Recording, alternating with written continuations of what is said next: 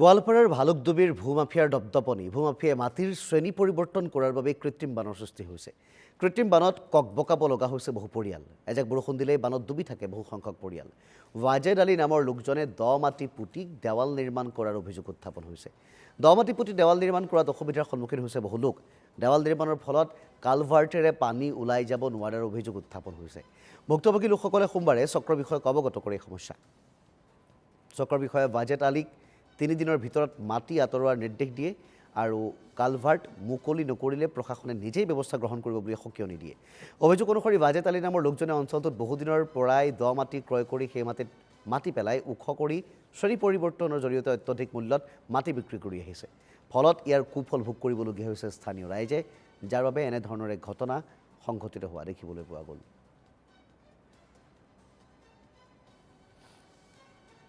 দিনৰ পৰা আমাৰ এটা সমস্যা হৈ আছিল এই সন্মুখৰ মাটিডোখৰ।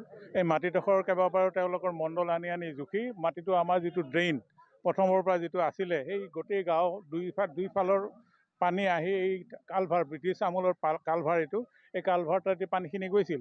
কিন্তু কেনেকৈ জানি তেওঁলোকে মাটিৰ মালিকে এইটো কৃষিৰ পৰা অকৃষিলৈ ৰূপান্তৰ কৰি মাটি পেলাই ৱাল দি বন্ধ কৰি দিছে, যাৰ ফলত আমাৰ সেই গাঁও অঞ্চলৰ পায়খানাবিলাকত তাৰপিছত মানুহৰ ঘৰত 1 কমৰ আধা কমৰ পানী এনেকুৱা 1 আঁঠু পানীৰ ভিতৰত আছে, এতিয়াও আছে সেই প্ৰথম বৰষুণৰ পৰা।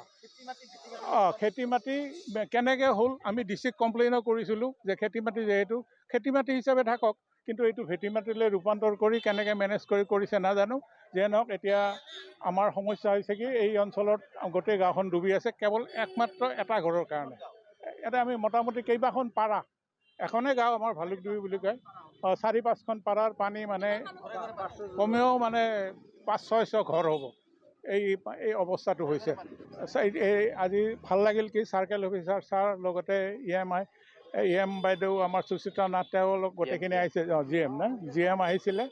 তেওঁলোকে আহি এই SDCয়ে তেওঁ কৈ গ'ল যে কালিৰ ভিতৰত মানে এটা চলিউশ্যন যদি নকৰে তেনেহ'লে পৰহিয়ে আহি তেওঁলোকে এইটো ভাঙি দি দিব। মানে যিটো সমস্যা হৈ আছে আগতো সমস্যা নাছিল। এতিয়া মানে নতুন মানুহবিলাক আহি আমাৰ স্থানীয় ৰাইজৰ লগত কোনো আলোচনা বিলোচনা নকৰে, খালী পথাৰ মাটিটো কিনি লৈছে। সেইটো ভাবিব লাগে, নিজৰ ব্যক্তিগত জ্ঞান থকা দৰকাৰ যে বেক চাইডত মানে কমচে কম 600-700 ঘৰ মানুহ আছে। এই ল'ৰা ছোৱালী স্কুলত যাব নোৱাৰে, মানুহবিলাক আহোঁতে এই ড্ৰেইনত পৰি মানে সাঁতুৰিও নাজানে না আমাৰ ইফালে মানুহ, তাতে বহুতবিলাক দুৰ্ঘটনাও হৈছে। কিন্তু আমাৰ ৰাইজৰ মানুহ তাহাঁতৰ ওচৰত গ'লে এনে কেয়াৰ নকৰে।